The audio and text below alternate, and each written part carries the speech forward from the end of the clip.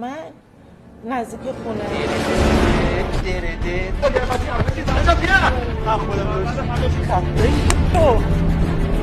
چک من بابا یه وام نمیره بگیره بعد چک سفید داره دست من یعنی چی؟ بیادمی نمیکنم یه گوی خوردم اصلا اشتباه داداش من اون بچه همینجوری بدون آهنگ میرقصه لازم به کنسرت رفت یاد بگیر تو زندگیت هر چی مامانت بهت میگه بهش بگی بله کار کردم صدا تا انداختی تو گلو فکر نکن خبریه دخترم هستم مریم و پسرم حسین. میشه بدی؟ دیگه نمیخوام ببینم